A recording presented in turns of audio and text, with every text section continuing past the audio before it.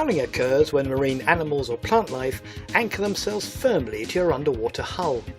The effect is to reduce your boat's performance, extending journey times and requiring more fuel.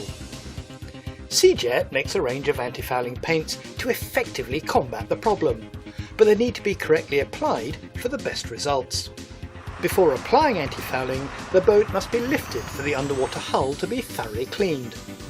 Taking some photos as she comes out will remind you of where the fouling is at its worst. Anti-fouling is a toxic material, so before working with it, you need to protect yourself with some basic equipment. This includes a pair of overalls, disposable gloves, goggles, a hat and a face mask.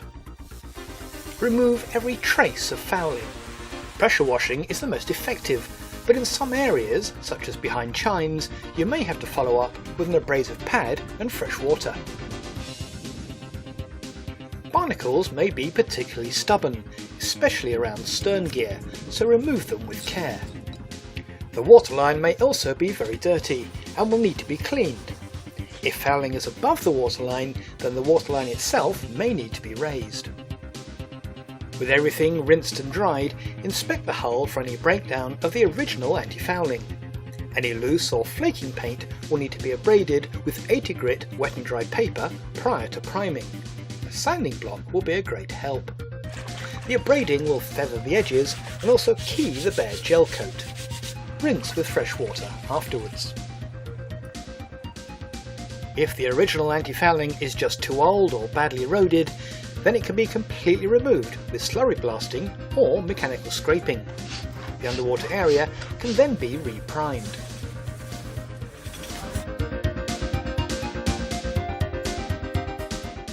When opening any tin of paint, cover the lid with a cloth, as solvent pressure can sometimes build up inside. Stir the contents well, reaching to the very bottom of the tin, and then decant a working amount into a suitable paint kettle. Replace the lid to keep out any dust or contaminants.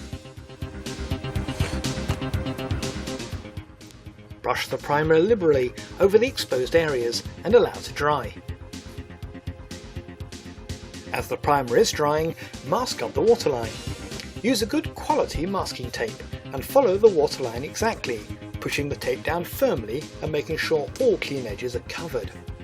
Also cover any fittings such as anodes or trim tab rams and leave an inch clear around stern drives.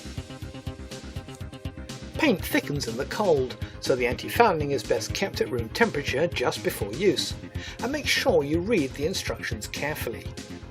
The amount you will need can be found on a comprehensive coverage table on the Seajet website. To ensure a suitably thick coating is applied, Seajet recommends using a medium pile mohair roller of good quality, which will help avoid any slipping across the hull. Open the can carefully, protecting against any gas buildup, and stir the paint thoroughly as the contents can settle with time. Decant a working amount into a paint tray, reseal the tin against dust, and load up the roller.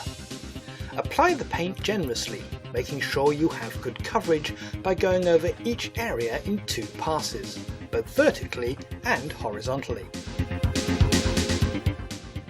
Use a brush for the areas where you need a high degree of accuracy, such as at the waterline, and make sure you cover the high fouling leading and trailing edges well. If you have a film thickness gauge, apply primer and anti-fouling coats to a minimum of 250 microns wet, which will dry to a required minimum film thickness of 100 microns per coat. Don't try and ration the paint, as it's false economy. Once the first coat has been applied, remove the masking tape immediately for a clean, crisp edge.